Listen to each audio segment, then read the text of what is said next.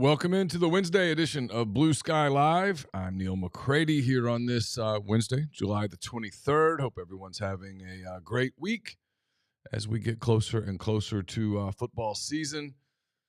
Ole Miss expected to report in about 6 days, if I have my if my sourcing is correct. I think media day is either a week from today, a week from tomorrow. It's first practice a week from today, I believe, for Ole Miss and just about everybody else too. The way it works is you get about a month. You get 28 practices to put in before your first game. So they work some day. Different teams do it different ways. Different teams build different days off, things of that nature. But for the most part, that's how it works. Everybody gets the same amount of practice before the first game of the season. We'll get to all of that. Ryan Brown will join from the next round in Birmingham. We talk Auburn, Alabama, SEC, college football playoff, and more. Ross Dellinger has a pretty interesting story out that I'll react to in just a minute, give you some thoughts, none of which will surprise you very much. We'll apologize ahead of time. My house sounds like a war zone. There's a lot of work going on here, hammering and such. If that interrupts the podcast, there's just not a hell of a lot I can do about it. But appreciate you being here very much here on this morning, where we're brought to you each and every show by BlueSky. BlueSky locations throughout the state of Mississippi. If you pass by a BlueSky, you know it's a safe place to fill up. You're going to get the best deals at the tank. You'll also, at the pump, I should say, you're also going to get great deals inside BlueSky. Great place to fill up. They got plate lunches, ribs, both wet and dry. Great beer selection, snacks, and more here on a really hot day in Mississippi. If you need a stop, you need to fill up, highly recommend BlueSky's all over the state of Mississippi. I'm in the Clark Ford studios. Clark Ford is in Amory, Mississippi, 662-257-1900. Call that number. Ask for Corey Clark. Tell Corey what Ford product you're looking for. He'll send you a quote within 15 minutes in business hours. Right to the bottom line. No hassle, no haggle. You get your quote, and the rest is completely up to you. You can shop that quote around. You can do what I've done, what I recommend that you do, and that's hop into a Clark Ford today. Ryan Brown, all other guests join on the Campbell Clinic hotline, from fractures and sports injuries to complex spine and limb conditions. The pediatric orthopedic physicians at Campbell Clinic in Oxford are the only specialized pediatric orthopedic team in North Mississippi providing expert care for growing bodies. Visit CampbellClinicOxford.com to schedule an appointment or call 901-759-3111. We are also brought to you by Mint Mobile. You know what doesn't belong in your epic summer plans? Getting burned by your old wireless bill. While you're planning beach trips, barbecues, and 3-day weekends, your wireless bill should be the last thing holding you back. That's why I made the switch to Mint Mobile. With Mint, you can get the coverage and speed you're used to, but for way less money. And for a limited time, Mint Mobile is offering 3 months of unlimited premium wireless service for $15 a month. So while your friends are sweating over data coverages and surprise charges, you'll be chilling literally and financially. So say goodbye to your overpriced wireless plans, jaw-dropping monthly bills, and unexpected overages. Mint Mobile is here to rescue you. All plans come with high-speed data, unlimited talk and text, delivered on the nation's largest 5G network. Use your own phone with any Mint Mobile plan and bring your phone number along with all your existing contacts.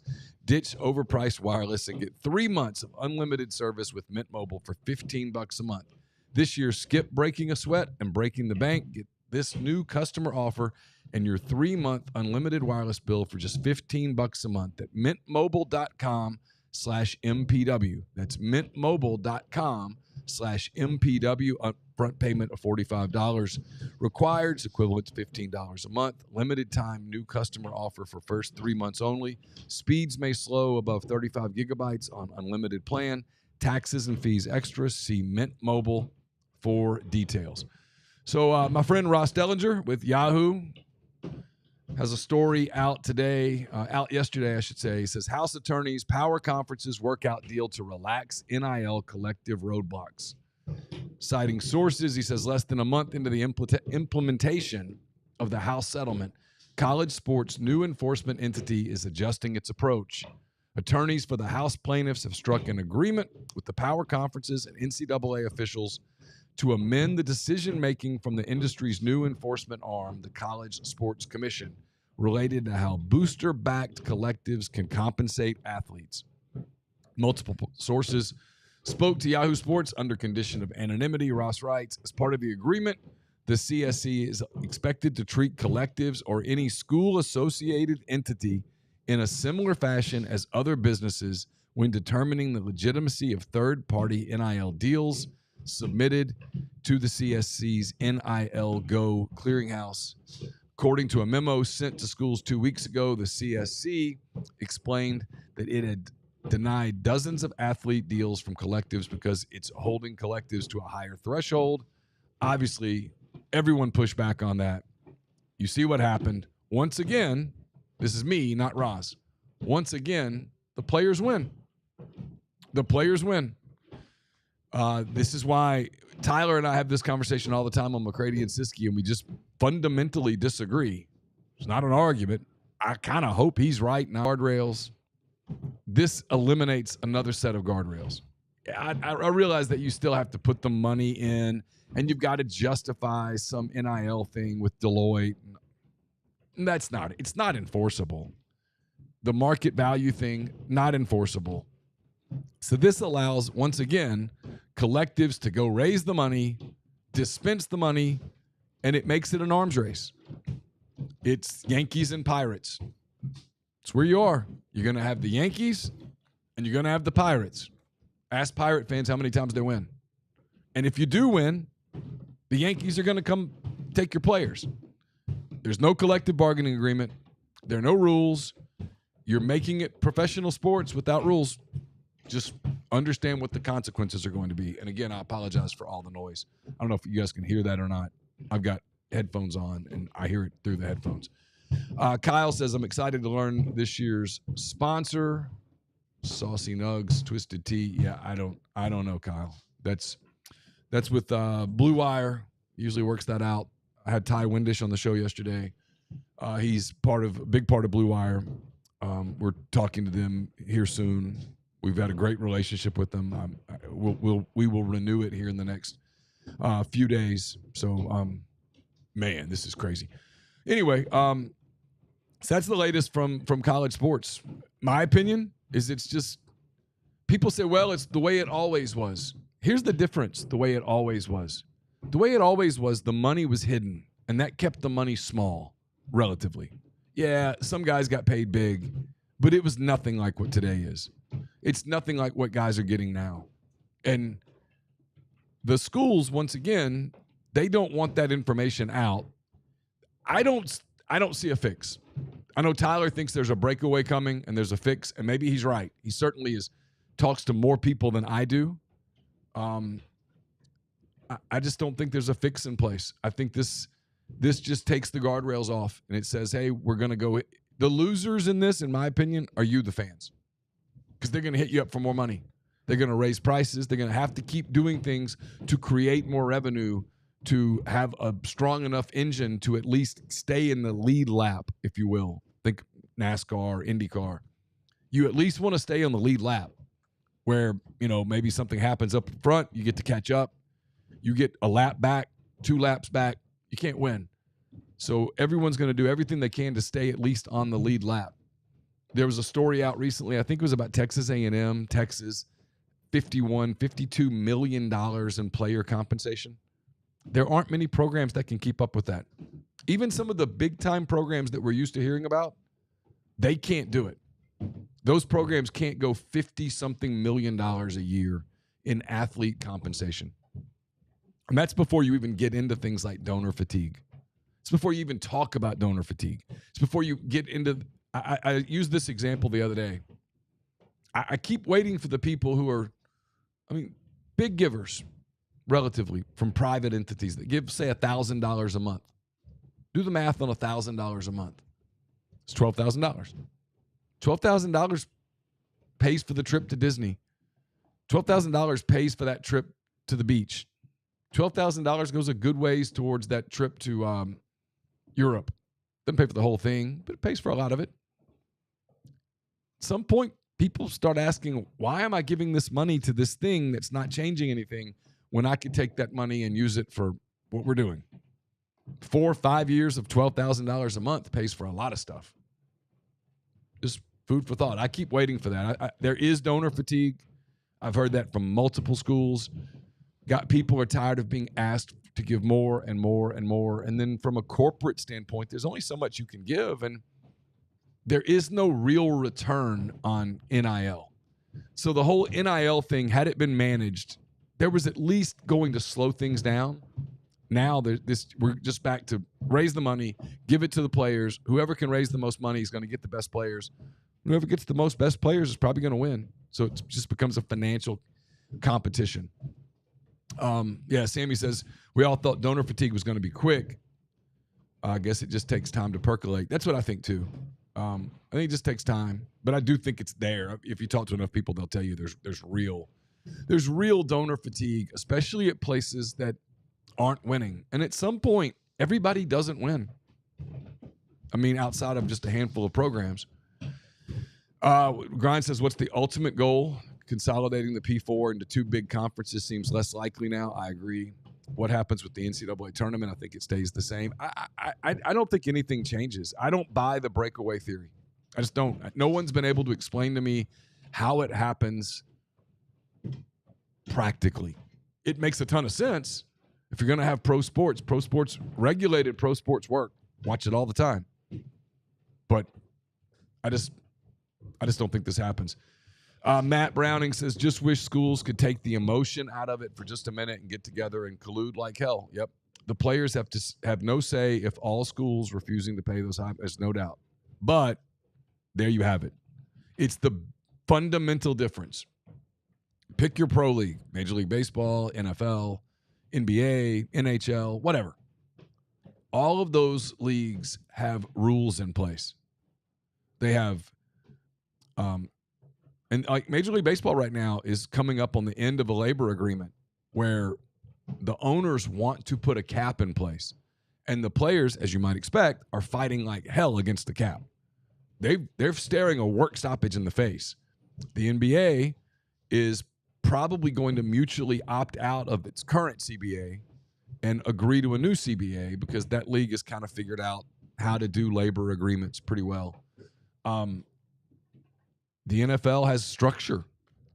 Everything in sports is emotional, but if you have structure, you can take some of that emotion out of it. College athletics don't have structure, and you have tons of emotion. Also, you've got a model that was never built for this. The NFL was always built to be a profit league. It was built for the owners to make money. College sports wasn't built for this. You're shoehorning a professional model into an amateur model over a short period of time and expecting it to work seamlessly. And it has kind of, but I think you're beginning to see some signs of problems. Zach Kauser, Zach, good to hear from you, man. He says, thoughts on Louisiana Tech joining the Sun Belt? I think it's perfect for them. I've said that for years. I kept waiting for Tech to just sort of swallow the ridiculous ego and go, hey, this is a fit for us. It's great news for their fans. As someone who grew up in Ruston, the rivalry schools were ULM, ULL, Arkansas State, Southern Miss. Those are the games that people in Ruston will be interested in. Those are the games that their alumni can get into. When you're playing those FIU and FAU and schools like nobody cares. UTEP, nobody cares. You know that. You were there. Going to pay a few bills, then get to Ryan Brown. Is a really good conversation about Auburn, Alabama, and much more. This podcast, as always, brought to you by Comer Heating and Air, Southern Air Conditioning and Heating. Different names, same great products, people, and services. If you're in Oxford, Tupelo, Batesville, or that area, call Comer 662-801-1777. If you live in Hernando, South Haven, Memphis, those areas, call Southern 662-429-4429. We're brought to you by New Albany Pharmacy and Solutions, located at 140 Fairfield Drive in New Albany. You can contact them at 662-539-7777. It's a family-owned pharmacy, excellent service, wide range of gifts for all ages. Tell them you heard about them on MPW Digital. You'll get 15% off any non-medical purchase. Also brought to you by Lapel's Dry Cleaning. They've got you covered if you need dry cleaning or laundry done right in Oxford. They've been serving the Oxford community since 2016. Lapels takes care of everything from suits and formal dresses to comforters and everyday laundry. It's 662-638-3149 to be added to their pickup and delivery route. You can also check them out in person, of course, at 3010 Old Taylor Road, right across from the Mark condominiums. Mention MPW and get 50% off your first order. Are you retiring soon? How long should you wait to take Social Security? What accounts should you pull from first? Are you already retired? Should you consider Roth conversions? These are just some of the questions that can only be answered with the personalized retirement income plan. Andrew Seago Wealth Management, specializes in helping folks just like you come up with their retirement game plan. Whether you meet at his office in Collierville or prefer Zoom from anywhere, schedule a free discovery meeting. See what they can do for you. It's rebelsretire.com. And we're brought to you by Arnett's Fine Jewelry. It's a fourth-generation jeweler located in the old Lamons Jewelry Building on North Lamar Avenue in Oxford. They offer jewelry repair, diamond engagement rings, wedding bands, basically any jewelry need you've got, the people at Arnett's can take care of you. It's great for gifts, graduations, birthdays, anniversaries, push presents if your wife is expecting. Arnett's wants to be your jeweler. And we're brought to you by the College Corner. They've got autographed footballs, autographed helmets in stock. They've also got all the gear you're going to need for the upcoming football season, all the colors, all the great brands you love. 2 locations in the Jackson area, one here in Oxford, just off of Sisk Avenue in the Oxford Commons. You can check them out also online at collegecornerstore.com. And we're brought to you by Argent Wealth. Argent Wealth's 401k advisory services team will conduct a complimentary, no-obligation benchmarking and analysis of your current 401k plan. Mention that you heard about Argent on MPW Digital. You get 10% off your first year's fees. Brent says, will we get a special live show on Friday, August the 1st? I think it's Thursday, August the 1st. And yeah, we'll go live. We'll go live that morning for sure. We normally tape with Jeffrey on that morning. We'll probably still have Jeffrey on, but we'll live stream that morning. At least that's the plan. Yeah, I apologize again for the noise. All right, we're going to get to Ryan Brown here on the Campbell Clinic Hotline. I'll be back on the other side of this. Thanks.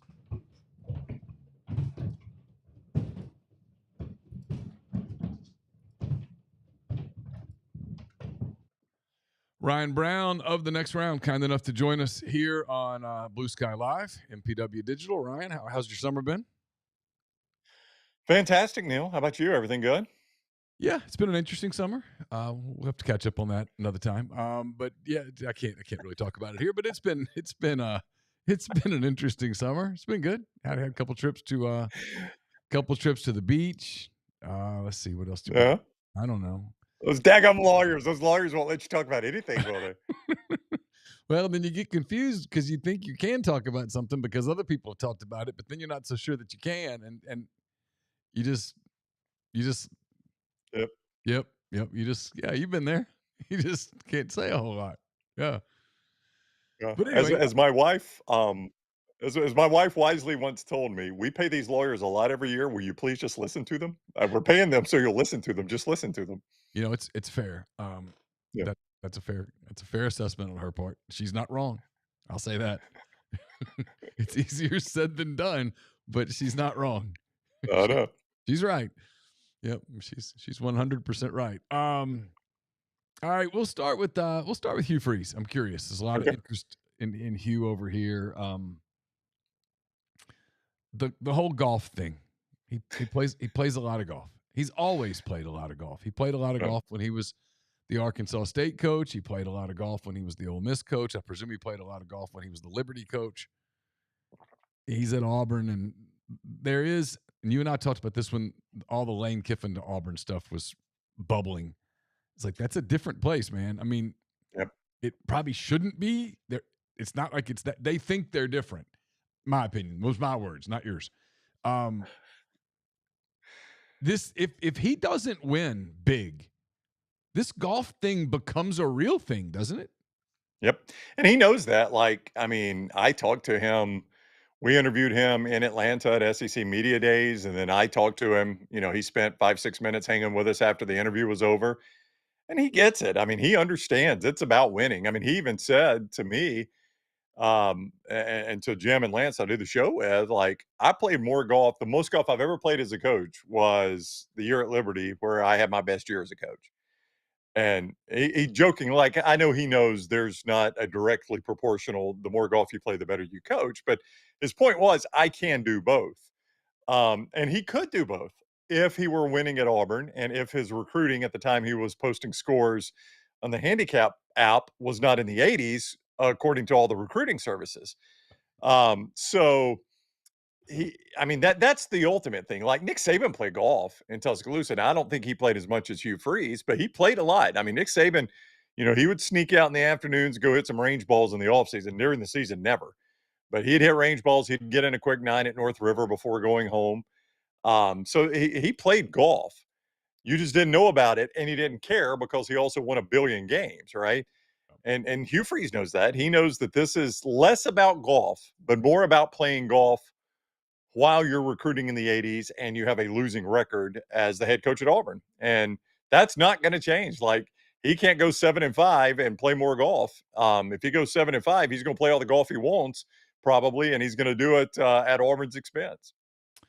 I do a show with Tyler Siskey, as you know, and Tyler and I have had this argument now for 2 years. And I've told Tyler he's either got to make the playoffs or come damn close to the playoffs. Yeah. If he's gonna get more time there. I'm not saying it should be that way. That's just my opinion. Tyler thinks he gets more time. No matter what, he gets more time. That's probably not exactly fair to Tyler, but it's close to that. And Tyler's a coach. Okay. Coaches defend coaches. That's what they do. Yep. I don't begrudge Tyler that. I completely get it. He and Hugh are friends. There's a personal relationship there. There's a former professional relationship there. But I think he's got to either make the playoff or get damn close. I mean, like Ole Miss, Alabama, South Carolina last year close. Where it's a big part of the debate on the final weekend, right? Right. Or else I think they're going to run him, Ryan. I do. Where do you stand on this? Well, I think the middle ground is 8-4.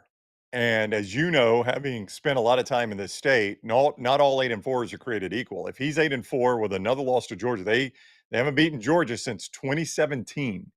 2017 was the last time they beat Georgia. And another loss to Alabama, who they haven't beaten since 2019. Even an 8-4 then is going to feel really hollow. Like we did this the other day.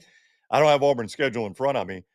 But if you go game by game down their schedule, make them 8-4 with a loss in the Iron Bowl and a loss to Georgia, find the win you hang your hat on. Find the win where you're an Auburn fan and you leave Jordan-Hare Stadium or you turn off ESPN and you're like, heck yeah, man, that's my team right there. We won that game. Here we go. Ready? Here it is. Yep. This is the problem with it. I agree with you. And then I've got a flip side to it also. At Baylor on August the 29th. So tough game. Hey, that is a tough game. That's the Friday night to open the season. Auburn will be a skinny favorite if favored at all in that game. Ball State at home. South Alabama at home. Right. At Oklahoma. At Texas A&M. Get a weekend off. October the 4th, they're off. At home against Georgia. At home against Missouri.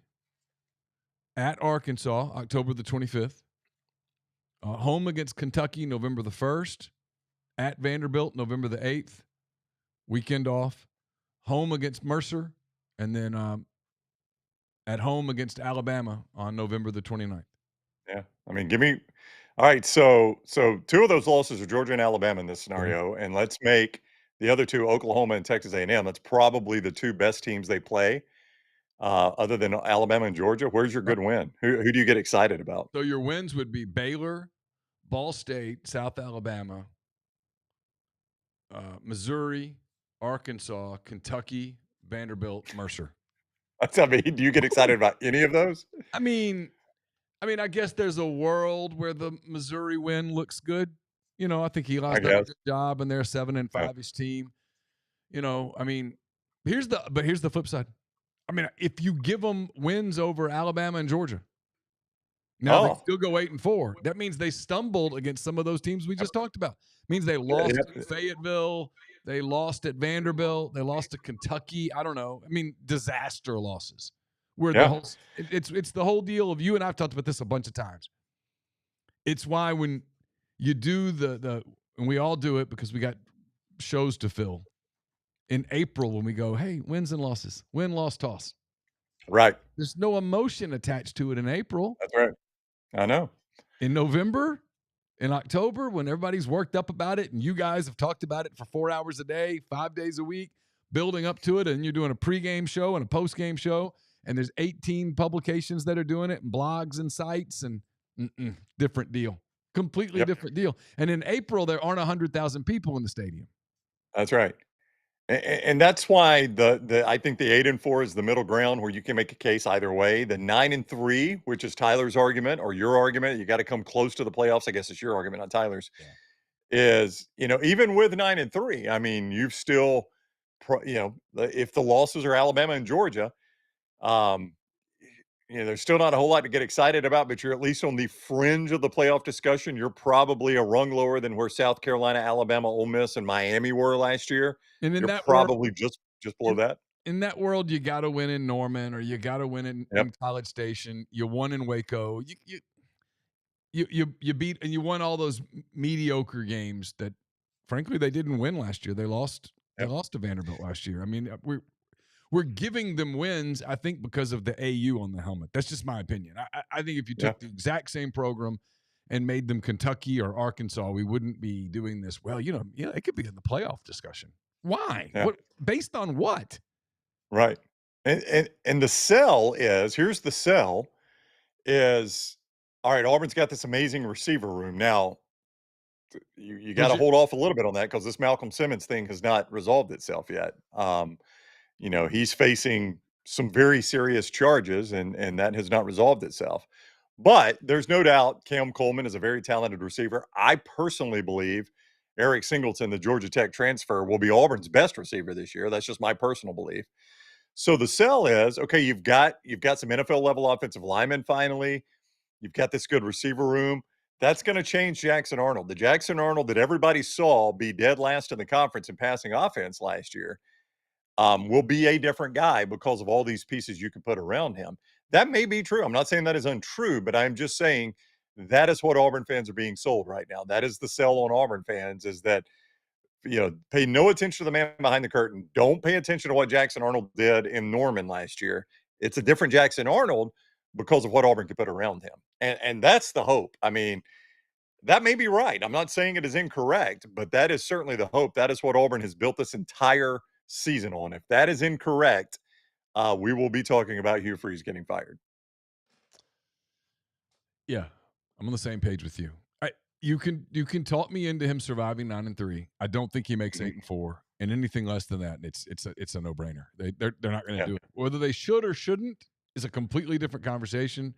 This era of all the rev share, NIL stuff, I don't know. I mean, who knows what job is what anymore? But perception there has always been this should be a top 10 job competing for a national championship on a route. 7-5 would put him, let's say, 14, 20 wins, 10. I guess he's 20-17 at that point, maybe. 20-17 and a losing record in conference through 3 years. Regardless of if you think Auburn is delusional thinking they should be a top 10 program, I think you and I would both agree they're better than 20-17 and a losing record in a 3-year window in the SEC. I think they're a better program than that. I would never argue that. No, probably should be. But at some point, you are with the number. Andy Kennedy, your friend of mine. He, I mean, Andy used to say it all the time. Whether it was good for him or bad for him, he would say that you are what the numbers say you are. And at some point, you are what the numbers say you are. Yep. And right now, that's who Hugh Freeze is. I mean, that's why everybody views him, and only he can change that. So, yeah, the golf thing has been a big story. It's just funny that, I mean, I have a good friend that is in the financial industry in Atlanta. You'll love this story. So he's playing golf with a friend of his that's CEO of a Fortune 500 company. All right. Right. And they get done, and the guy's going to enter the score in the gin and the handicap app. Right. And my buddy's like, "Hey, by the way, that's public information, right?" He's like, "What?" And he goes, "No, that anybody can pull that up. I can pull it up and see how many rounds you've played in a given month and what you shot." And and all that. He's like, "You kidding me? I thought," he goes, "No, that's not protected at all. All I got to do is know your name and where you're from." And he's like, "Well, what should I do?" He goes, "I got to have a handicap so I can play my, my weekend game." And he goes, "Just change your name in there. Like, just let your friends know I'm under this name." So he goes in and he changes his name. I kid you not, like 1 month later, my buddy's like, I go to the Wall Street Journal website, and they've got this massive article on Fortune 500 CEOs that play the most golf, Oh and my all god. they've done is go to the handicap website, and he's like, "My buddy would totally have been on there, like, he was easily on the list of a Fortune 500 CEO, if not having changed his name at just that moment, he's probably completely busted on that list." Wow. And you wonder if Hugh Freeze might consider doing that. Just change your name. Let your friends know, "Hey, I'm playing under a different name. This is my handicap." They'll No. understand. I know the answer is no, because he's good at it, and he wants you to know he's good at it. Yep. He needs that Yeah. ego boost. He does. That's him. But what's hilarious is, and I brought this up to him when he visited with us on the show, at SEC Media Days. I'm like, Trey Lamb, the Tulsa coach, literally tried to qualify and did, qualified Yep. on the number for the Oklahoma Amateur Championship. He's in his first year as a Tulsa coach. Guy's never done anything. And the school is celebrating it. Like they're sending out tweets like, "Congratulations, Coach Lamb, you're in the Oklahoma State Amateur." And I'm like, and at Auburn, you just go off for an afternoon 18, and it is, the biggest story in the state. This dude at Oklahoma, the school is celebrating him. Now, he's never coached a game for them, so you let him go 1-11, and I bet next year he's not qualifying for the Oklahoma Amateur. But it is just funny to see the difference of those two. Well, nothing against the Golden Hurricane, but they're not paying what Auburn's paying either, Correct, and correct. and they don't And this expect. guy's better than you. I mean, this guy's a player now. He's a better golfer than Hugh Freeze. Yeah, they don't expect national championships at Tulsa. They don't expect to recruit five-star players. Yeah. Different Do different you deal. know where you know where this story started really in our state was, Trent Dilfer. He plays a lot of golf. Like, he had not been at UAB long, and we had people, because they've not been good under Trent Dilfer. It has been largely a disaster. They haven't won a road game in 2 years, UAB hasn't. And I don't know that um, I think they've only got, like, 2 or 3 Group 5 wins. I mean, it's not good. And somebody sent us his handicap and all the rounds he had played at. He's a member of Vestavia Country Club, very nice course here in town. And I mean, so he started catching heat. Now imagine, Neil, the UAB coach. There's barely interest in UAB football, barely. Barely. If he's catching heat, I mean, how much do you think Hugh Freeze is going to catch for the same thing? No, it's bad. So how good are they? Who, Auburn? Yeah, how good's Auburn? Um, look, they finally have some NFL talent. Like Keldrick Faulk's a legitimately really good player. I think they're going to be good defensively, and that's going to help that offense out. DJ Durkin, say what you want about DJ Durkin. A lot has been said about him, but I think you would agree he's a well-respected defensive coach. Absolutely. Nick Saban was going to hire him, by the way, as his defensive coordinator, and Nick Saban retired. So DJ Durkin was the guy that was going to be Alabama's defensive coordinator. Um, this is a well-respected guy. He's got some NFL tools. I think their secondary is going to be good. Keldrick Faulk is a legitimately good pass rusher, could be the best in the SEC. They do have a transfer tackle that is probably NFL level, a center that is NFL level, a couple of receivers that are NFL level. I am just not ready to accept the old ignore everything you saw with Jackson Arnold. Even if the guy, he was a Gatorade Player of the Year, I get it, and he was a highly recruited quarterback. But what you fear is he saw a lot of trauma last year, and what's his scar tissue like, right? I mean, it's the old David Carr. When David Carr was a really good quarterback, but then when Houston threw him to the Wolves, he developed some really, really bad habits. And I'm not ready to sit here and accept that Jackson Arnold is just going to change zip codes and he's going to be a completely different quarterback. So I'm still very much wait and see. Like 7-5, 8-4 feels about right to me. Um, so I got to be wait and see on Jackson Arnold. I'm going to see this before I believe it. I'm telling you, that first Friday night in Waco, Texas, is an absolute fight for Auburn. I don't know if they get out of there alive, and if they don't get out of there alive, it is a bad uphill climb for the rest of the season. Yeah, that trip to Norman, if they have Yeah. a loss going against Jackson Arnold's old team. So if the optics of Oklahoma going, yeah, we replaced him with a different quarterback. We let you Well, have they it. upgraded. I think most people feel like they upgraded at Yeah. quarterback, Neil. So and well, my point is if they win that game, they'll be able to go, well, we Yeah. upgraded. We let you have him and we beat him. Yep. And then it's just it's over. I'm just telling you, it Yeah. if they Yep. have 2 losses when they leave Norman, Oklahoma, it's lights. Yep. You can dress it up all you want to, but it's going to be darkness. Okay? I mean, you can Yep. put night lights in the room. You can do whatever you want to do. You can get those old. You're probably too young to remember this. We used to have those the bright light, the thing you put the thing in and you turned it on in the back and it lit up like a landscape sort of thing. Oh, yeah. Yeah, I love those things. Yeah, I love those too. Those were fun. You had to follow the little thing and you put the pink or the blue in the right spot. But it still was dark outside, and Yep. Well, it'll get dark fast in Auburn, fast. yeah, and then your job's probably hinging on you beating Georgia and Alabama at that point, Yeah, and, good luck on that one. yeah. Be like my job That's here, just that growing a head of hair. I mean, you know, we can kid ourselves. All right. So Caden DeBoer, he's not golfing a lot, right? He's probably smart enough to keep his handicap kind of quiet. He is, he's not much I don't think he plays a lot of golf. It is funny though, he played, I laughed at this because, Taylor Hicks, right? You know who Taylor is? Yep. American Yeah, Idol. the former American Idol. And, Taylor lives here in town a lot of times. I think he's in Nashville some, and he's a member out at Shoal Creek. And I saw the other day Greg Byrne, um, Taylor Hicks, and Kalen DeBoer, and one other person. I don't know if I should name him or not. He is a sports agent. However, don't think he is Kalen DeBoer's agent. In fact, Oh, um, yeah, played it to him. Maybe he is now. I don't know. I think Kalen was a Jimmy Sexton guy, so yep, maybe this guy stole him. But anyway, they played at Shoal Creek. I saw Taylor post the photo of the foursome there, and I'm like, the difference here is Kalen DeBoer is, I mean, he is just raking in 4 and 5 stars right now. yep. Now, he had a disappointing season. There's no doubt about it. And he was catching some heat there, but his recruiting has been outstanding. So you don't hear people in that one. Now, it's a little less, fewer people probably have seen that. But still, I don't think you'll hear a peep right now because I think Alabama fans are pretty bullish on this team this year. And Kalen DeBoer is cleaning up and recruiting. So what is there to complain about right now? So we had AJ McCarron on Monday. He's pretty high on Ty Simpson. Says he thinks Ty's responsibility early is just going to be, hey, don't lose games. Just kind of manage the games Right. early, work your way into a groove. And then he says he thinks he's going to make plays.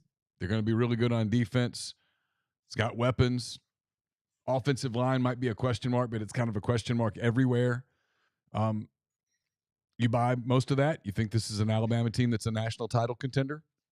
Oh, yeah, yeah, yeah. It's interesting. AJ was he was a little skeptical on the offensive line Well, because I told him what I had heard, and he kind of said, "Yeah, I buy a lot of that." And what I said was, if I'd heard from people around the sport, basically that, I mean, and I think this applies everywhere now. I think this is going to become a national story. Offensive line play as a whole across the board is down. yeah, There are fewer of the people that would develop into offensive linemen over the course of 10 years started playing. There's fewer people that play the position. yeah, We've the better athletes play defense. Defensive ends are elite now. Linebackers are outside line. Those edge guys are elite, and there just aren't as many offensive linemen to handle them. So some of that's going to come into coaching. But no, he wasn't. Let me be careful here because I know how aggregators aggregate.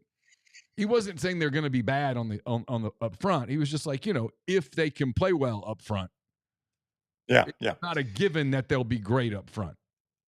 yeah. So I will say this: Pro Football Focus ranked them the number one offensive line in America. So they look at it and like it, and there are parts to like, obviously. So um, the it starts with Proctor. Caden Proctor is a potential number one overall pick. Like if he plays well this year, if the number one team needs, if the Saints, I don't know why we beat around the bush. If the Saints picking number one decide not to draft Garrett Nussmeier or Arch Manning or Cade Klubnik and want to go with a tackle, it would probably be Proctor if he played, right?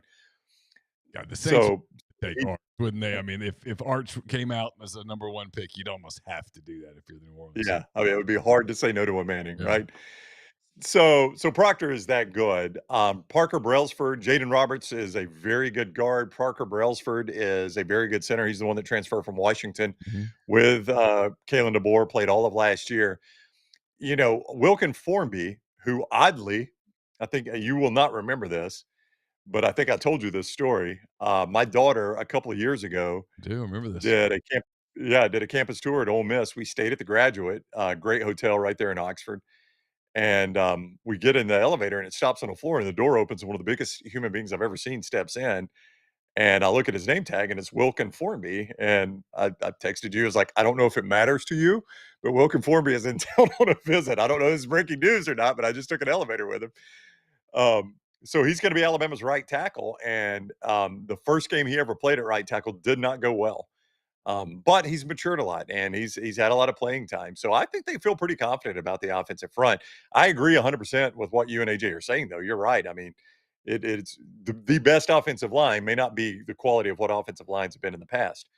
Um, I think they're going to be really good at receiver. Ryan Williams is obviously extremely talented. Jeremy Bernard is really, really good. Just a very good receiver. I have not seen much of Isaiah Horton, the transfer out of Miami, but he's the number 3 right now. I think they think a lot of him. So I think they're solid at receiver, and they've got a lot of depth there too, to the point that Jalen Mbakwe, who was going to hit the transfer portal until coaches told him he could try some receiver, he's on down the perceived depth chart right now. Like, I don't even know how much he'd be on the field. So, I mean, they're deep at receiver. I think they're good at running back. The question is, how good is Ty Simpson? Everybody in Tuscaloosa likes the kid. They're comfortable with him. They have made no bones about it since back in the spring that he is the starter right now. They're very high on Keelan Russell. They're very comfortable with Austin Mack. Keelan Russell is the true freshman backup, Gatorade Player of the Year. Austin Mack's the transfer from Washington. They're comfortable with him, but they like Ty Simpson. There's I can't find anybody in Tuscaloosa that says anything bad about him. He's waited his time. Coach's kid. I mean, everything good you want to say about him. Apparently, you can say it about this kid. Can he deliver on the field now? Is the question. You mentioned Wilkin Formby. When I was in Talladega in April, he was there. He and Caden Proctor Yeah. both were 5 feet in front of me, and those are large people. Those are big human beings. Yeah, I mean, he was one of the Alabama players at media days, and he came and sat on our set, and I'm like, "Man, this is one of the biggest human beings I've ever seen." I mean, like, Lance. Lance is probably 6'3", 215 or so, and he sat next to Lance and dwarfed him. Like, I looked at our monitor, I was like, "Holy crap, this guy is massive." I mean, yeah, so they're big at the tackles, there's no doubt. Those are 2 big old boys. So I wasn't in Atlanta. First media days I've missed in a long time. I was told not to go. Those damn lawyers. Yeah. So I wasn't there. I wasn't gonna give by the way, I was going to give a specific recruiting ranking earlier when I was talking about Auburn's ranking, but I'm like, "God, I don't know which site to say." So, I don't I'm either. just gonna say I'm just gonna say according to the recruiting sites, I'll just be super generic. I think at MPW I can say one, but I'm now officially kind of paranoid. And so I just don't say anything. I just he's just kind of How ranked. confusing. How do you live in this world? You know how you live in this world. It's been bizarre. Yeah, it's I'll have to tell you some of the stories at some point, Yeah, Ryan. I can't wait to hear this. You'll enjoy a couple of them. Um, Yeah. I've talked less to my lawyers. I've talked less to our agents over the last 3 years than ever, and I've really enjoyed it. I love those guys. They're amazing. You know them. They're amazing yep. agents, but, I'm happy that I haven't had to talk to them a lot. That is quite refreshing. You know what? In all seriousness, I think the mistake that I made in the last year, honest to God, was not hiring an agent. Yeah. I It's should worth have. every dime you pay. I should have. I really should have. It's a. I have you and I've talked about this before, and I've told people this on the show, so I'll say it again. I have a. This is a negative. It's a bad negative. It's one that I tell my kids about all the time because I don't want them to have it. Um, there's there's one thing to have some self-effacing humor where you self-deprecate, you kind of make fun of yourself. Right. It's another thing to kind of buy into it and believe it and not really believe that you're any good and that why would anybody want to hire you?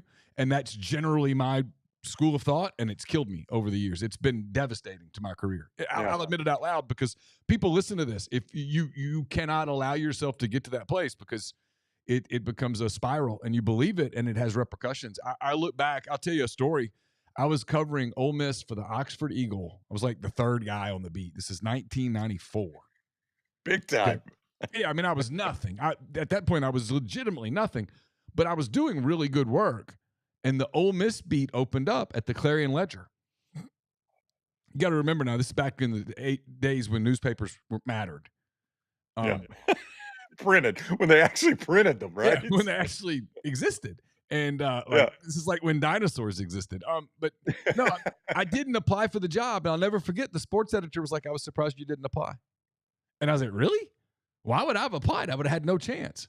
And he was like, yeah, you would have. And I was like, you would think that would have, but nope. Yeah. I mean, I just for years and years. Anyway, I wasn't there. What was the vibe? Is the vibe this is Georgia, Texas, and everybody else? Or is there a feeling that this is more wide open at the top? Is there a chance somebody surprises? Kind of what was you got to talk to all these people. What was the sentiment? Yeah, I think the vibe is beyond just Texas and Georgia. I think everybody feels like the top 4 is pretty easily identified in whatever order you want to go in: Texas, Georgia, Alabama, and LSU. And I think a lot of people, like, if you said, all right, honestly, name your playoff teams out of the SEC, that's going to be your most popular vote, is those 4 teams. Who is at the top is clearly Texas. I mean, they won the media vote. I was stunned by this today. I don't know if you saw Connor O'Gara, Saturday Down South, tweeted that Texas has never been the preseason #1 Associated Press team. Can you believe that? No. I couldn't either, but we I trust Connor. First of all, he's really good at his job. Yeah. I But mean, but I'm not we accusing went you and of looked. lying. No, I'm that's surprised. unbelievable. Yeah. Yeah, we went and looked, and he's turns out Connor did his homework. He is absolutely correct. They've never been the Associated Press preseason #1. And I think that's where they're going to start. I think they'll be the #1 team in the nation in a couple of weeks when the AP drops their poll. So, yeah, I mean, I think that's kind of the sentiment: is the top 4 are easy to identify. Now, I was really interested at where the media would go at #5. I don't know why I'm interested, because the media is historically terrible at this, but I was curious where they would go at #5. And I thought South Carolina was an interesting choice because I do think they've got one of the most fascinating players in the SEC and Lenore Sellers, but I also think they have got an incredibly challenging schedule. And Ole Miss is part of that. Like, they got that 4-game stretch. Off the top of my head, it's at LSU, host Oklahoma, host Alabama, at Ole Miss. I mean, Neil, that is a brutal 4-game stretch, an absolutely brutal 4-game stretch. With all that said, LSU was a game they could have easily won last year.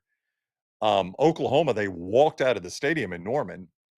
Ooh, Alabama came down to the final play of the game, and now Ole Miss wore them out. It seemed like I remember that being like 27-3 or something. They destroyed South Carolina, but that was right before South Carolina kind of hit their stride. listen to this 5-game stretch. I did not realize this. It's terrible. See, I didn't Yeah, go to media days. If you don't go to media days, you don't I think know. about these things. You really I know. don't. I mean, it's the one good thing of media days is it sort of makes you dial in.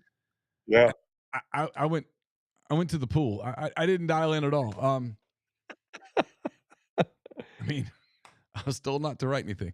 So I didn't. South Carolina goes at LSU October the 11th. They go home to Columbia back-to-back weeks. They entertain Oklahoma and then Alabama. They go to Ole Miss November the 1st. They do get a weekend off after that, but then they play at Texas A&M, then Coastal Carolina, and then Clemson at home. I mean, holy hell. Yeah. You could That's be a tough. really good team and lose a bunch of those games. I know, and that's why I was so interested that people voted them 5th, and then you get into the discussion, am I voting who I think the 5 best teams are or how I think they'll finish at the end of the year? Because you can think South Carolina is the 5th best team in the conference, and I honestly have no problem with that. But then I look at that schedule and I'm like, what are the odds they finish 5th? I mean, that is a brutal schedule. I mean, Oklahoma's the same way. Like, I think a lot of people think Oklahoma will be improved primarily because of John Mateer at quarterback and Ben Arbuckle, the offensive coordinator that came with him from Washington State. But then I look at Oklahoma's schedule. I'm like, holy crap, that is just an incredibly challenging schedule. Like, that's when you look at these teams, that's the way I've always evaluated it is yeah, they might be good, but who do they play? I mean, how are you going to survive that? I just don't know that South Carolina can. You know, my problem with Carolina was when I didn't vote, but I did go through the exercise of if I voted, here's what it would look like. Yeah, I did too. It was one of the last things. Actually, it was the last thing that I wrote recently, and it didn't ever really. It got published, but it was like the tree that fell in the forest, and no one saw it fall. So who knows? I mean, did it really fall? Where can I find that article if I wanna read it? I can send it to you if you'd like to read it. I'm not sure if it still exists anymore, but I put Ole Miss fifth, and I did it because I've covered Ole Miss the last 8,000 years, and since Kiffin's been there, they just find ways to win. And in his 5 years, they've lost 2 games that you're like, that's a bad loss. That's it, 2. It's not Yeah. terrible. Um, and then my Carolina thing was I saw them in person last year in October, and Ole Miss just completely stifled Sellers. And maybe he had the flu, or I don't know, maybe his girlfriend had broken up with him. Maybe he just had a bad. I don't know. I don't know. It was, but I saw it, and Ole Miss won that game 27-3, I think. And Yep. Yeah, that's that what was I remember. Ole Miss dropped a touchdown pass and could have been a lot worse. And I remember Lane kind of being kind of pissy that it wasn't worse. And then wasn't that the game? That was the day Alabama lost at Vanderbilt, maybe. Yeah, I think so because they came back and played South Carolina the next week, and Yeah, Alabama uncharacteristically made a critical error at the end of the first half and allowed South Carolina to score, and it was a game from that point on. Like, that's if they right. just go to the locker room, Alabama probably wins that game going away, but it ends up coming down to the final play because they allowed South Carolina to stay in it. And it's that moment where Sellers, if you go look at his last 8 games, and there were some tough games in there, he was really, really good after that Ole Miss game. You saw him, At you his saw the worst. stock at its worst. Yeah, Yeah, you should have bought. You should have bought that day in Columbia, I should have and you bought. could sell for a profit right now. Because Lane walked in, he was in kind of a pissy mood, and we had the TV was on the end of Alabama Vanderbilt in there, and Oh, yeah. Lane's used to walking into a room, and the room is commanded by Lane Kiffin, and he walked in this time, Right. still kind of looking at the TV like, "Hey man, can you just wait 1 minute?" And and he starts watching it, and as he's giving his opening statement, he's watching, and he goes, "Ooh, you won't see that. Probably never see that again about Vanderbilt beating Alabama." And at that point, we're like, "This is absurd. This is unfair. Like, what happened?" And we're looking Yeah. around, and the whole thing went to hell. But um, I don't know. I had a hard time buying Carolina, and then I saw Florida late in the season when they looked pretty good, and they won a bunch of games, and maybe I'm overstocking them. And frankly, I might be Yeah. overstocking Ole Miss because Ole Miss lost a lot off that team last year. I'm just giving Lane Kiffin the benefit of the doubt because he seems to figure it out year after year after year on offense at Alabama, at FAU, at Ole Miss. No matter how the personnel changes, he just sort of fixes it, and off they go. Yeah, and what might surprise a lot of people in this state is how well their defense has played under Pete Golding. I mean, he was the much maligned defensive coordinator under Nick Saban, and all of a sudden, that's a really good defense. Led the nation in no, led the conference in scoring defense. It was very high in the nation in scoring defense. But they So, they lose so much, and like this is what you don't yeah, know in today's college football, right?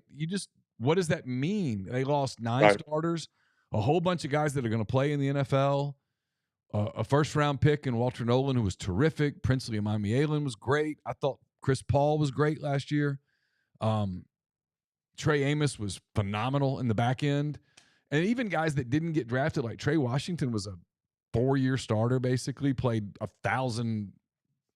I don't know how many. I mean, played thousands of snaps at Ole Miss. And you have to replace all of those people in 1 year. And yet, Pete's been really good since he got here. With Yeah. their defenses have been really solid. Yeah, I'm with you. I went Florida 5th. I had those same 4 at the top, and not in this order. I honestly can't. I think I did it in this order: Texas, Alabama, Georgia, LSU, and then I went Florida. I'm buying into Florida. And it's another challenging schedule. Like, it's a brutal schedule. I get it, but I believe in DJ Lagway. That's one where you saw him at one of his heights. He was It's the terrific. opposite of your Lenore Sellers experience He there. was terrific. Yep. Yeah. Well, that was such a confounding game by Ole Miss. I remember sitting in this very room where I'm talking to you, like, what is happening here? Jackson Dart just was so bad at the end of that game, and Ole Miss was just it was like, I mean, they knew they were playing with the weight of the world on their shoulders. They did. Yeah. Well, Harris got hurt. Yeah, I think Dart got concussed. I don't know that. believable. He I was think, he was out of character at that on that 4th quarter. There's no doubt. He was not good. and they just couldn't. They had a couple of times where they couldn't get that 4th and 1. And, Yep. and you go back and I don't know whether you subscribe to this. I do sort of subscribe to these things even out over time. They've had some games over the years, and this isn't taking anything away from Ole Miss or what Lane's accomplished at all. But they've had a couple of games where, they got a 4th and 1, where if they hadn't gotten that 4th and 1, that thing was going to get iffy. Yeah. And True. against Florida, if they get a couple of 4th and 1s, I think they probably win the game, but they couldn't get it. Yeah. They had the running back thing all year that I've always had that theory that whatever your Achilles heel is, whatever it Yep. is, and this is in any sport, like in baseball, if you can't hit left-handed pitching, there's going to come a place in a pennant race where you're either going to hit left-handed pitching or that's it. And for Yep. Ole Miss, the Achilles heel last year was they just don't have that bell cow back there who can get you That's right. the yard when you need it. And they overcame it most of the time, but on that day, they just needed somebody to get them a few yards here and there, and they would have probably won the game and gone to the playoff, and who knows, but it didn't happen. The Yeah. Achilles heel snapped up and bit them. Yeah, I like Ole Miss, but I like Florida a little bit better this year, and it's listen, man, you gotta talk yourself into it, like, that schedule to pick them 5th in the conference, I mean, it's gonna require them to probably get 10 wins against that schedule, which is it is just absolutely brutal, but and I don't know why I believe in Billy Napier, like, he's done nothing to make me believe in him, but I do like Lagway, I think Lagway's one heck of a player. All right, I don't want to keep you terribly long, but so I'll segue into this. It's going to be the topic almost immediately once the season starts, which is, do you have to get to 10 wins to make the playoff? Because a year ago you did. Alabama got to Mhm. 9, they didn't make it. Ole Miss, South Carolina got to 9, didn't make it. Indiana got to 10, even though they sucked, and they made it. Is that an SEC thing again this year, where you have to get to 10 wins? Probably so, because I think those 4 teams we talked about, I think can easily not easily, I think they can all get to 10 wins, or the question becomes, are you gonna get a 5th SEC team? Which I don't think you will, because the other side of that is the Big Ten, it's hard to see Penn State, Oregon, and Ohio State not getting to 10 wins. A lot of people are high on Illinois, I'm not as high on Illinois. Um, so you may need a 9-win team out of the Big Ten to get their 4 in, and I know they're not locked into 4, but I think they're locked into 4. So the question becomes, are you gonna have 2 9-win teams, right? Are you gonna have the 4th Big Ten team and the 4th SEC team or 5th SEC team with 9 wins? That's that would become the question. What I guess is more fascinating to me would be if somehow mathematically you end up with 5 10-win SEC teams, which could happen. And then what I said just happens is Illinois is not what everybody thinks, and Michigan can't find their way to 10 wins, and you end up with the 3 Big Ten teams and the 5 SEC teams. That would be a fascinating scenario. But I do think probably you're going to have to get to the 10-win mark to make it in. I guess there's like a South Carolina or a Florida with those schedules we just talked about. You could be a 9-win team with some really highly ranked wins, and it would be hard to ignore that. That was the problem with like Alabama as a 9-win team last year. They'd beaten Georgia, but you also lost to Vanderbilt, and you lost to that crappy Oklahoma Yep. team, Yep. and you lost to another playoff team in Tennessee, but Vanderbilt and Oklahoma. And Ole Miss was the same way. Okay, well, you had your chance to play your way in, and you lost to Florida. And Yeah, South but what Carolina had what those bad killed losses earlier. what killed Ole Miss last year, simply put, was yeah, they Kentucky. had that phenomenal win over Georgia, and the loss to LSU didn't hurt them, and the loss to I didn't think the loss to Florida really hurt them on a resume Kentucky. standpoint. They Yeah. lost at home to Kentucky. Yeah, what are you doing? I It mean, was just it's Kentucky's only conference win. How do you I mean, it was as bad as Alabama's loss to Oklahoma. Like, Kentucky had one conference win, and it was you. I mean, Oklahoma had no good wins except Alabama. I mean, what are you doing? You're telling the committee, "Don't pick me." When you lose lose at home to Kentucky or lose on the road in November to that crappy Oklahoma team, you're just telling the committee, "We would prefer just to go to a bowl game in Florida. We don't wanna be part of your playoff." yeah, it was like the beauty pageant contestant who comes out in her evening gown and it's got spaghetti stains all over it. You just can't stop looking at Yeah, it. I mean, you're just like, what is yeah. What is that? What you don't even notice anything else. That was the problem for Ole Miss. And I mean, Lane did the thing you're supposed to do, which is argue for your team. But Sure. you know, it was just it was like DeBoer arguing for his team. It's like you lost to Vanderbilt. Come on, man. I mean, I know. you're not getting Yeah. past that. It's not happening. Um, so you think you guys had Sankey on? I know he Mhm. didn't just open up and tell you everything, but just your vibe. What's happening at the end of this TV contract? At the end of these deals, where's this going? I My gut tells me, and this stuff changes so quickly, but my gut tells me right now that the SEC will end up as a 9-game conference schedule with the agreement with the other conferences that strength of schedule is going to be one of the biggest determining factors in the college football playoff. Like everybody wants the SEC to go to 9, and to Sankey's credit, I think he wants to get something out of that. And I think what he's going to get out of it is okay, we'll go to 9, but we believe we've got the strongest conference in America.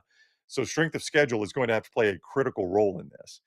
And then you see Petiti today, the first day of the Big Ten media days, saying, we're fine with 12. We'll just keep 12. Big Ten's fine with 12. We don't, 5-11, we don't like that. So he's posturing for something. I don't know exactly what they want.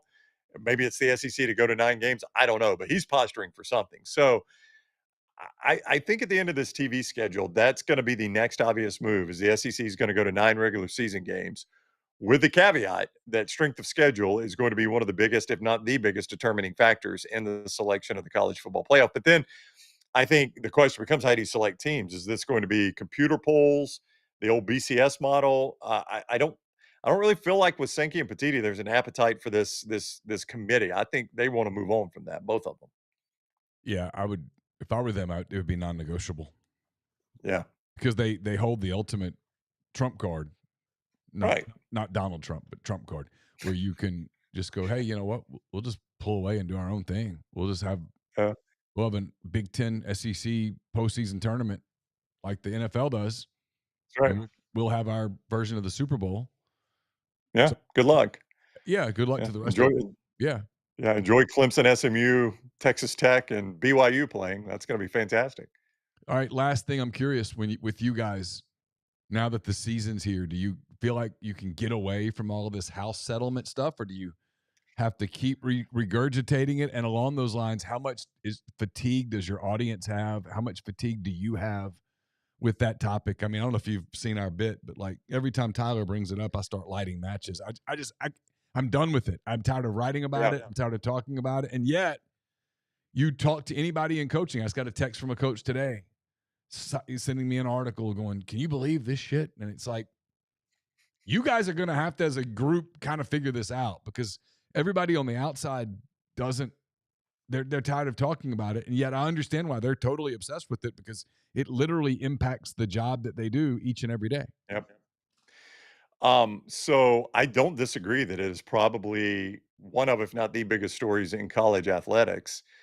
But I would also tell you, to answer your question, I cannot remember the last time we've talked about it on our show. So, I mean, it is fatiguing and there's so much legalese in it that, listen, I was not a law student at Jacksonville State University. I did not enter the Jacksonville State University School of Law. So I don't feel qualified to even talk about it. And honestly, it's just like you talk about it one day, 2 weeks from now, it's something totally different. It's changed. So we don't spend a whole lot of time on it, to be honest with you. So I'm okay with that. I would agree with you. I think it is fatiguing to the audience, to the college fans. I think most of them just don't understand it. Like you can explain it to them in the best way you can, and they're just like, "So is my team going to be good with this or not?" And I'm like, "I Yep. don't really know because I Yes. really don't Does understand this it, to be help honest my with you." team or not? That's it. Yeah, does this help my team or hurt my team? Can we win a national championship with this, or is it gonna cost my coach's job? I don't know. I don't know how to answer that question for you because I don't really understand it, to be honest with you. Hey, I appreciate your time today. I miss seeing you in Atlanta. I don't know where media days are next year, but hopefully I'll see you. I'm sure I'll see you before then, but I'll get to see you next year. It'll be normal again. At least should Yeah. be. Could you have worn a mask? Was that an option? Like, if you show up just in a mask, would they have allowed that? So what I was told was, no, we don't need you there. I mean, Okay. unless you just want to go hang out in Atlanta. And Oh, I didn't know what that meant, right? Does that mean I yeah, can go to Atlanta and just walk around? I yeah, thought about going as MPW digital and taping a bunch of interviews, right. but then it was. I didn't know. Well, let I ultimately just decided it wasn't worth fighting right. the battle. Let me tell you what you missed. Beyoncé was doing a 4-night concert series Yeah. at Mercedes-Benz Stadium, which is right next to the College Football Hall of Fame, which is at the Omni, which is where the hotel was. Her fan base, the Beehive, Neil, is a very confident fan base in terms of how they dress and how much skin they like to show. Okay. And Beyoncé apparently is now a country act full time, I'm guessing, based on the amount of cowboy hats and denim and boots that I saw. Really? And yeah, yeah. I knew Beyoncé had done a country album. Not a big fan. I do like country music. That is not my cup of tea. But she has a very passionate fan base, and they're very confident in their dress. They're very confident, and it was a weird mix of media members, many of whom Are aren't not confident in their dress, are and not confident in their dress. no, not confident in their dress, and they're wearing the same thing that they wore when Bill Curry was the coach at Alabama Yeah, I was and gonna Billy Brewer was the coach at Ole Miss. I'm not sure that it's a lack of confidence. I think Yeah, on the list of priorities, fashion is yeah, way down the list, if yeah. on the So list. it was a weird mix, and then you had WWE there on Sunday night and the All-Star game. Yeah. So, hanging out in Atlanta was something. The Yeah. traffic down around the College Football Hall of Fame was bad even in Atlanta terms. So, you did not miss a whole lot. I'm gonna go ahead and tell you. By the Pool was a choice, and I think it was a good one. Where are they moving that thing to next year? Have you heard? I don't know. I tried to ask around. There was a rumor of New Orleans. Okay. Um, There was a yeah, Houston rumor last year about yeah. next year. I don't think they liked Dallas. I don't there was a lot I've heard I don't know. I've just heard a lot about the venue. I just don't think it went well. Dallas did. So I don't think Really well Dallas will in be back Dallas. anytime soon. What's that? I thought it went really well in Dallas, but I'll be honest, I think the venue that works the best for them is Nashville. Yeah. I it would be next on the rotation based on the way the rotation has gone. And I'm fine with that. I like Nashville very much. But yeah, there was a lot of speculation and I have seen no answer as of now. Normally, I think they announce it at that event, but they Yeah. have not done so yet. So Yeah. I don't know what the holdup is.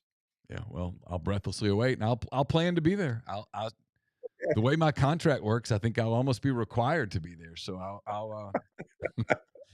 if that contract ever comes to fruition, I'll jump yeah, in. I'll see you. I'll see you wherever that part's unknown. Hey, buddy, I appreciate your yeah, time as always. We'll catch up soon. I hope. yeah. Always, it's always fun. Appreciate talking some football. Love it. See you.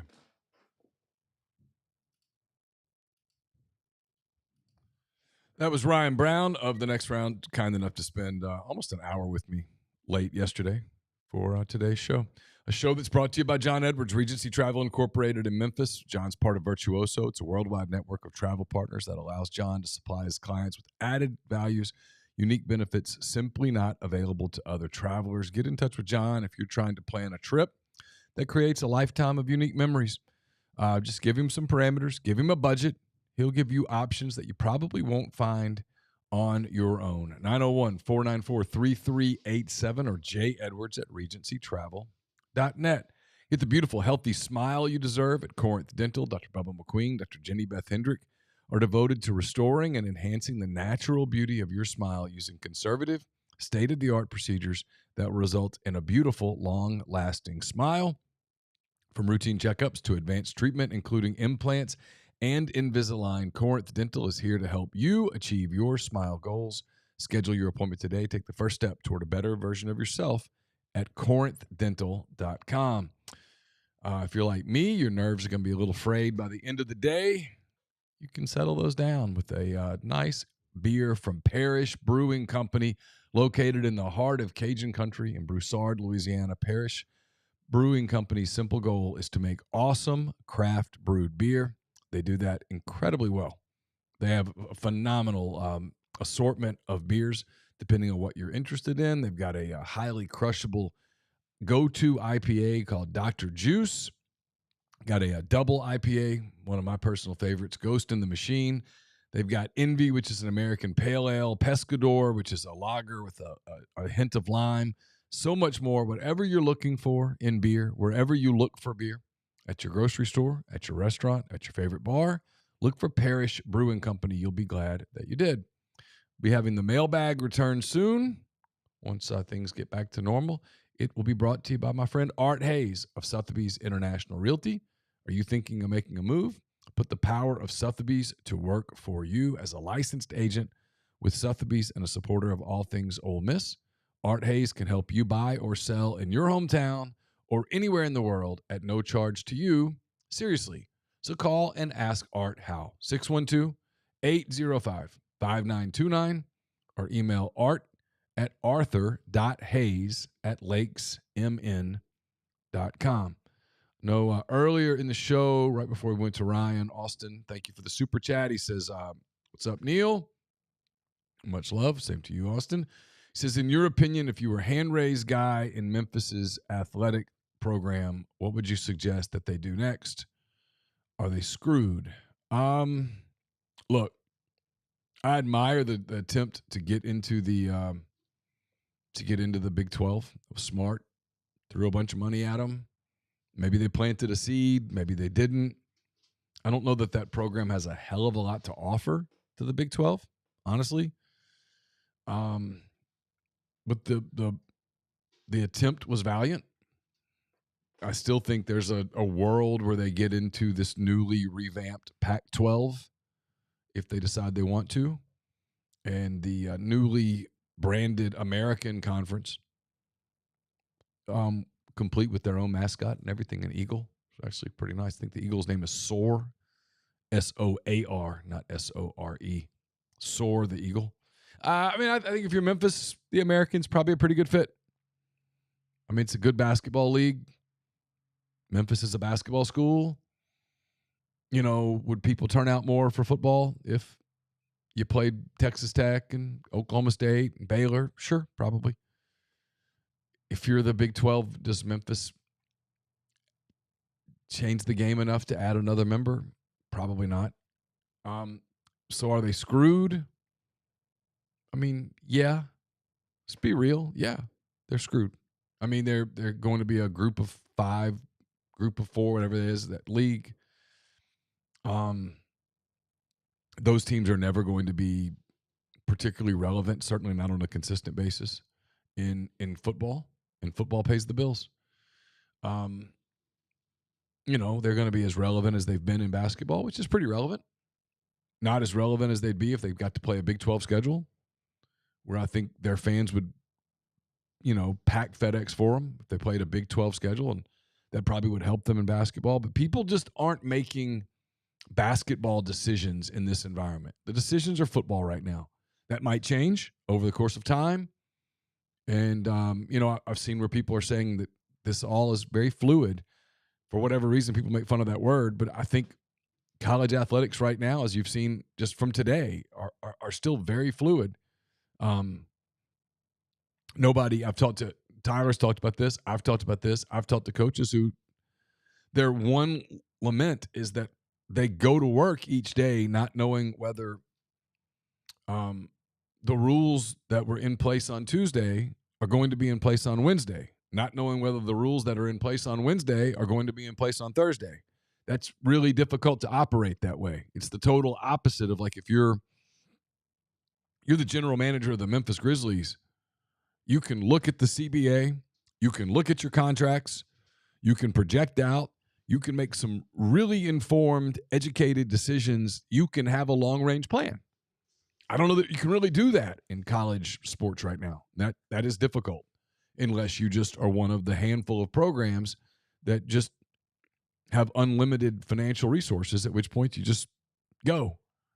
Everybody else, and that includes the overwhelming majority of everyone, is sort of up in the air. Makes that pretty hard. And for Memphis, they don't have the ability to get in one of the big leagues. And if you're not in one of the big 4 leagues and you're not named Notre Dame, your path to relevance, your path to survivability is really awkward and difficult to predict.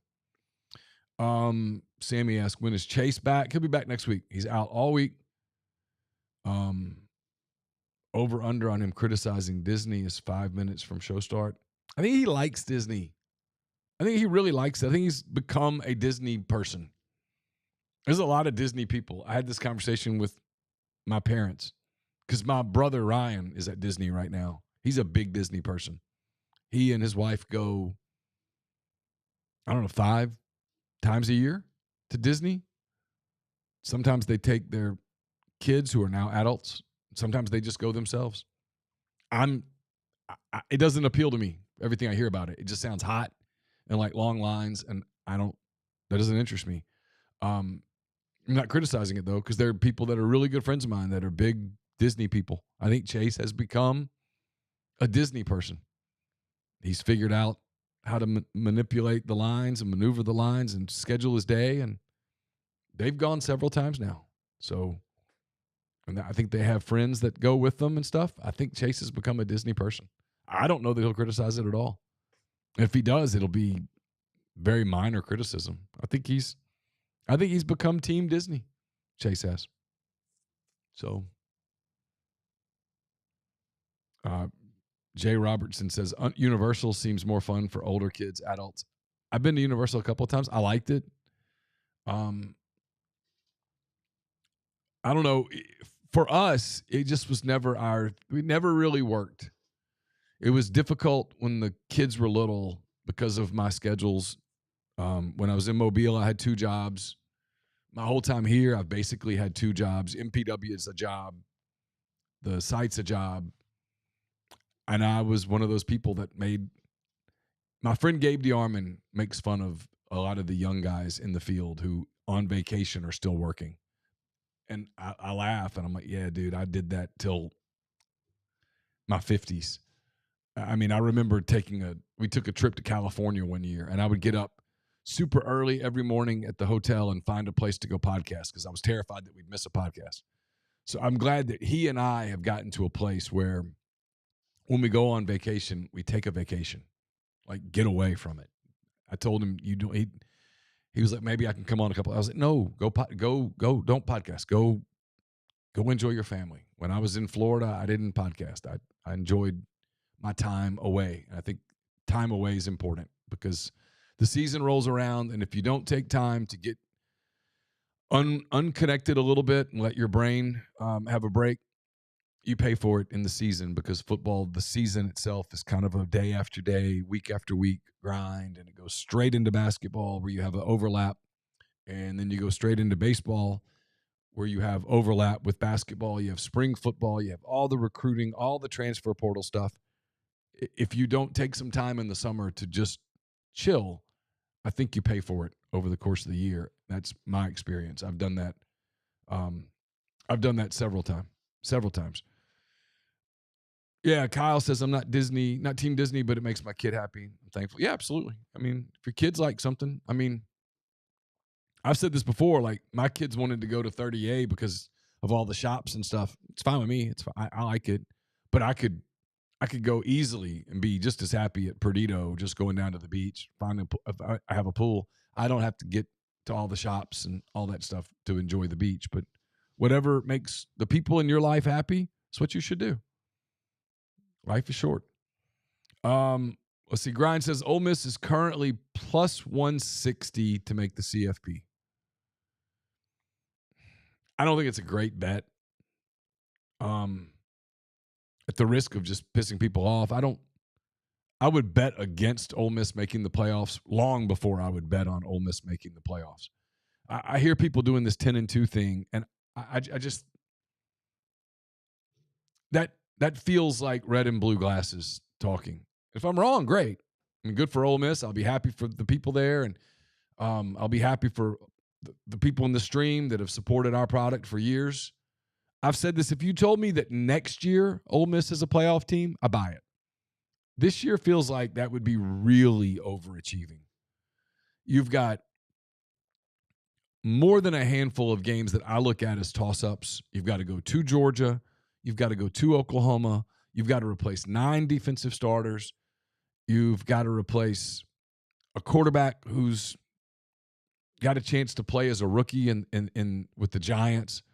You replace Harris and Watkins and Priestcorn and several offensive linemen.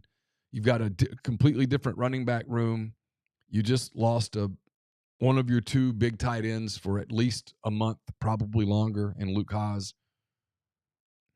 And at plus 160, you're just not getting a lot of value right there. Which underdog do I believe in more? LSU, Clemson, Texas, or Ohio State? I'm on the LSU thing. I don't know what the line is. If you talk to people around the LSU program who are normally pretty normal, pretty objective, they think they're going to be really good on defense. Like LSU did in the portal what Ole Miss did in the portal a year ago. They kind of hit every need. That is a talented roster, experienced quarterback. They're kind of Ole Miss a year ago. Now, Ole Miss a year ago lost a couple of games that obviously killed them. But you go back and look at how close Ole Miss was, not to create pain here, trigger alert. You look at how close Ole Miss was to going like 11-1. I mean, Ole Miss was much closer to 12-0 than it was 8-4. They just played 3 close games and lost them all. LSU's kind of got that feel to it. I mean, I think there's a world where LSU is really, really good, and you get into a playoff setting with weapons and an experienced quarterback and a defense, and I can't even imagine a home playoff game in Baton Rouge. That would be nuts. So I'm probably out of that group. I'm highest on LSU, but yeah, I said this in the interview with Ryan.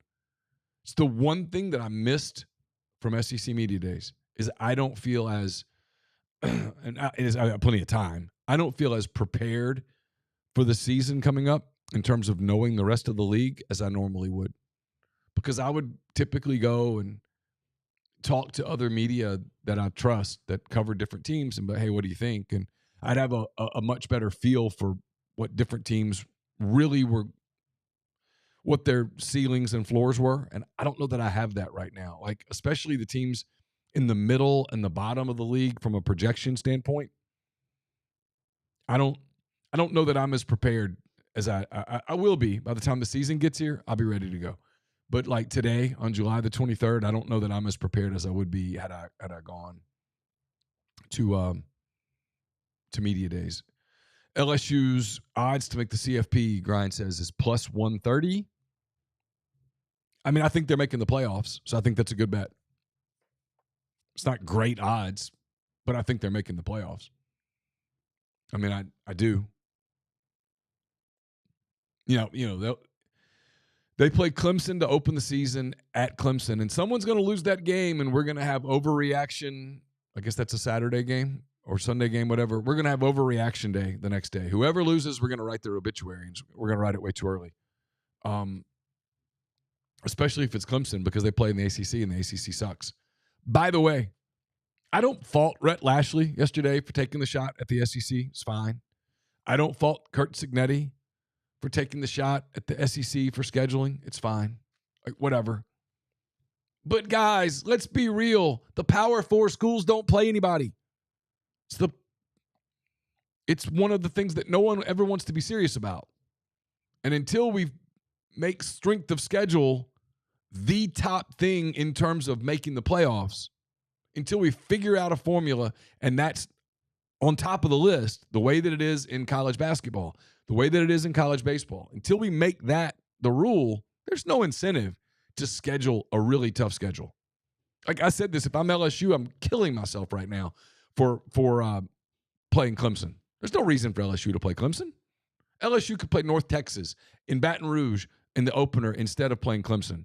Win the game, and as long as they get to 10, they're going to the playoffs. And if Clemson's going to count against them, instead of the committee going, well, going to Clemson, let's say Clemson ends up being a playoff team, and LSU loses 27-24 to open the season. If that's just a loss, it's not a Wade loss, there was no reason to play that game. And so I get what Cignetti's doing. It's kind of a Big Ten strategy.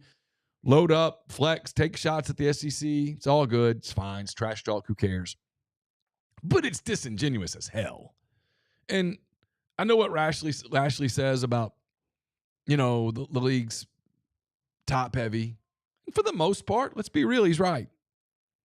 But the part that he's missing and the part that he doesn't want to talk about is that last year, the ACC, when they played the SEC, got smoked. Let's just be clear. Indiana didn't belong in the tournament. That got revealed. SMU didn't belong in the tournament. That got revealed. I mean, okay, say what you want to say. Get it off your chest. Have some fun. It's July. Who cares? It's just disingenuous. And I mean that in as nice a way possible. I mean, the people that are acting all triggered by this, I mean, come on. Who cares? We're going to play games. Everyone's going to play the games. We're going to see what happens. But a year ago, the committee just rewarded wins, period. They didn't reward strength of schedule. And if they're not going to reward strength of schedule, then there's no reason to focus on it when you do your scheduling.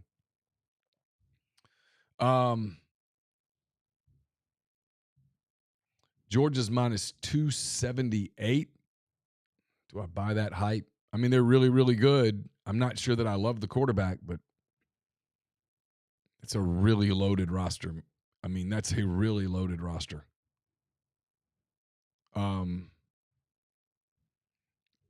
to see what else I missed in here. Alabama's minus 200. I don't like that one at all. I mean, everybody's really high on Alabama. They certainly deserve the benefit of the doubt. But that's, from a betting standpoint, that's an awful return on investment. Yes, Grind, I agree with you, but I refuse to do it. Texas A&M plus 230 to make the college football playoff. It is a sexy number, and they return a quarterback who I thought was pretty good last year. They've got a lot of talent on the roster, but we do this every year, and I'm just not going to do it this year. And if this is the year that I'm wrong, congrats to the Aggies. Just not doing it. I did it 3 years in a row, I think, where I bought the A&M hype and looked like an idiot halfway through. And I'm already enough of an idiot. I don't need to walk myself into being more of an idiot. So I'm not doing the A&M thing. Someone says someone only returned 7 starters. That's new college football. That's you can't look at it that way. I mean, if returning starters is the one thing you're looking at, then Ole Miss is way overhyped. Way overhyped. I just think that's college football today. Guys who start are going to get offers at other places. So they're either going to go pro or they're going to get in the portal. Your ability to retain a lot of starters year over year is going to be difficult. It's one of the reasons that there are people around college sports that are like watching Clemson with interest, because Clemson kind of has an old school approach to roster building. And we'll see if it works. Yeah, I agree with you, Matt. If ACC thinks it's bad now, wait until Clemson and FSU leave. But by the time they leave, we might have a total revamping of college athletics. I mean, that's 6 years from now, maybe 5-6 years from now. I don't. Who knows what the landscape looks like in 5 years? Look how different it looks today than it did 5 years ago. I mean, project 5 years out. Who knows?